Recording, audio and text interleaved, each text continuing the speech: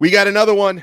Miami Hurricanes get a big-time verbal commit from one of the top tight ends in the class. From Sin City to the Magic City, Elijah Lofton.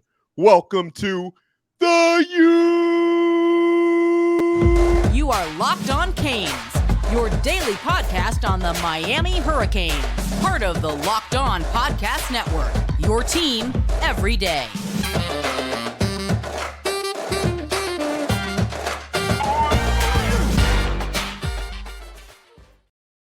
Happy Friday. I'm Alex Donno, your host, University of Miami alumnus, longtime South Florida sports radio vet, and contributor for allhurricanes.com. Thank you so much to the everydayers. And yes, we have now the 11th verbal commit for the class of 2024 for the Miami Hurricanes. 4-star tight end out of a football powerhouse, Bishop Gorman in Las Vegas. Elijah Lofton on Thursday night gave his verbal pledge to the Miami Hurricanes.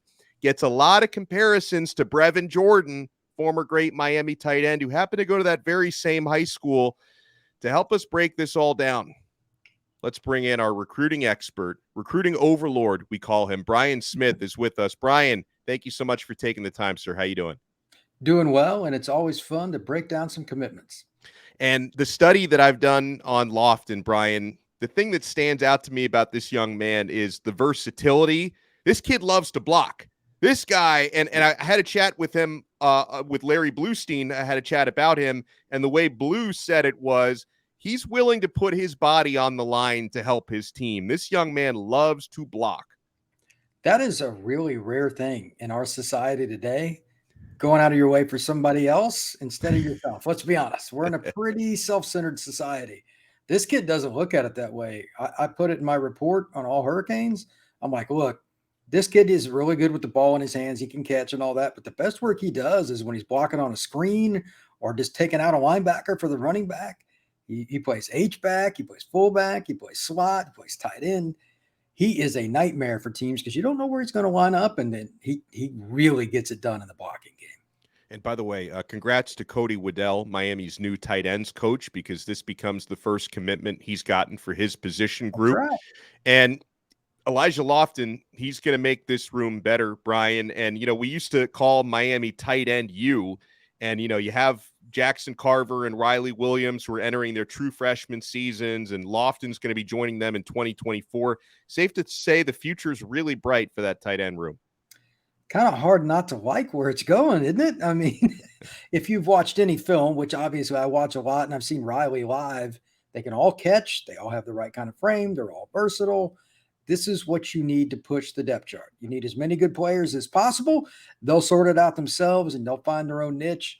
But Miami is a lot better at tight end right now than they were, let's say, a year ago at this time. Let's talk a little bit more about Elijah Lofton as a pass catcher, Brian.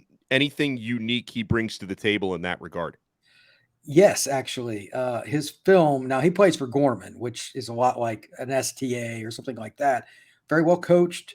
They fear nobody. Their schedule. They'll go play whoever, wherever. And he just did a little bit of everything out wide, which surprised me. He played split end. They'd throw fades to him. He'd take the ball away from other guys.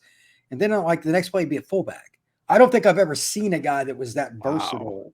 It was really unique. And he's 215, 220, something like that.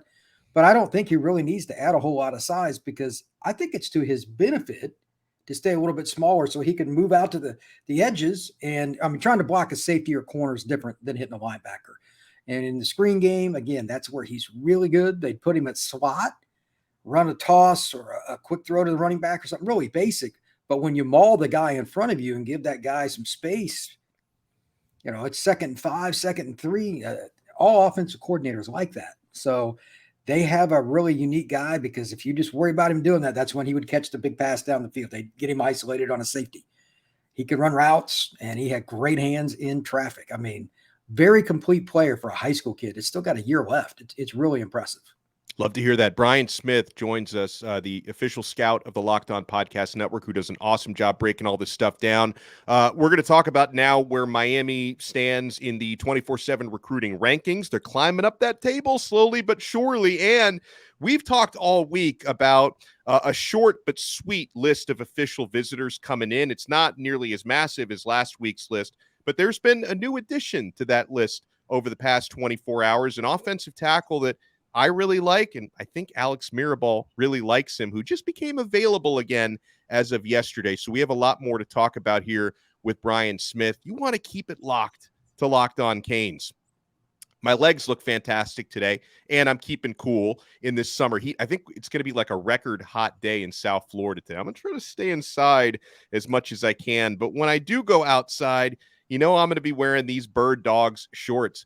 Bird Dogs stretch khaki shorts are designed to fit slimmer through the thigh, and they give your leg a truly sculpted look.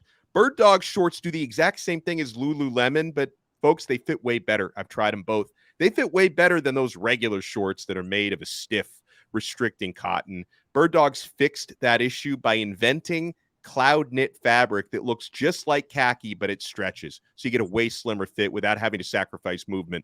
Bird Dogs also, they use anti-stink sweat wicking fabric that keeps you cool and dry all day long, my friends. So go to birddogs.com/lockedoncollege. And then you get a free Yeti-style tumbler as well with your order. I love this thing. I use this thing every day. That's birddogs.com/lockedoncollege for a free Yeti-style tumbler. You won't want to take your Bird Dogs off. We promise you. Thank you so much for making Locked On Canes your first listen today. Make Locked On's NBA mock draft special your second listen. It's here and it's bigger than ever. Follow along the entire first round in a 6-episode ultimate mock draft experience only Locked On can deliver. All episodes are available now on Locked On NBA Big Board on YouTube or wherever you listen to your podcasts.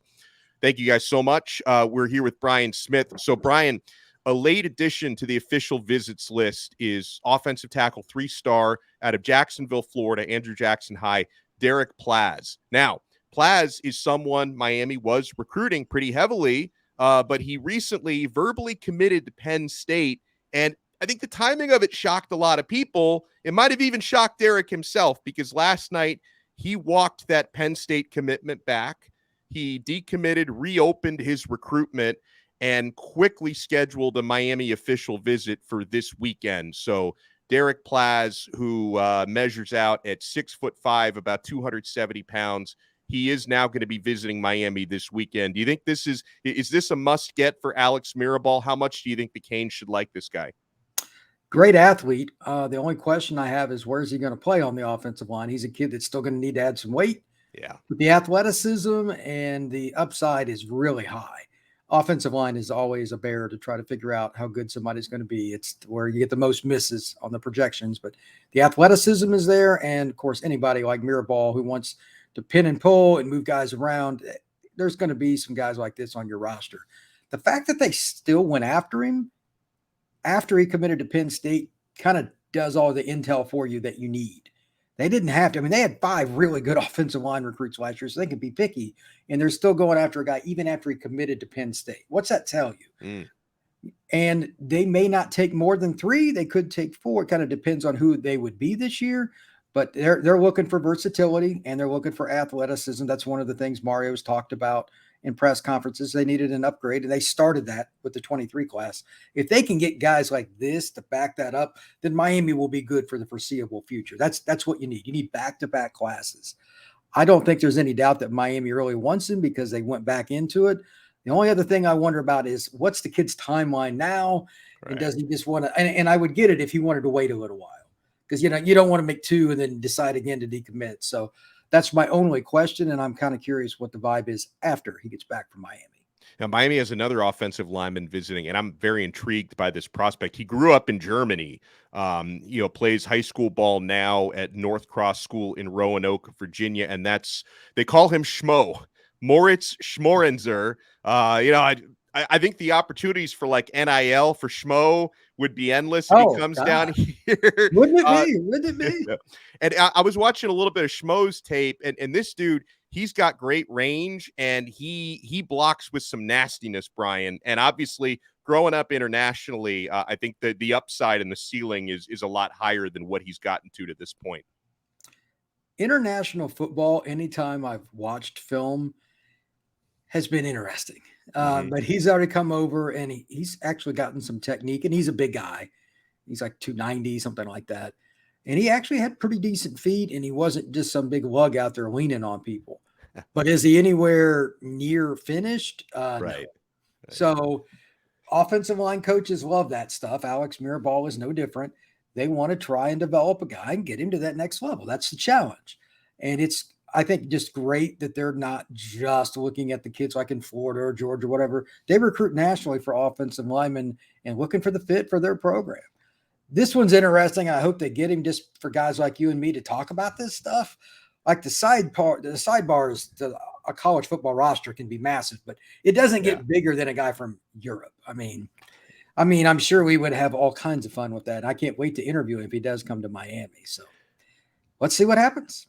And I want to remind folks that, you do have Miami, another big weekend of official visits that is starting today and throughout the weekend. If anything happens, or if we hear any feedback on how the visits, especially for 5-star defensive tackle Justin Scott, how his visit's going, and 4-star running back Kevin Riley, who Brian and I are both big fans of, and everybody's a fan of Justin Scott. That goes without saying.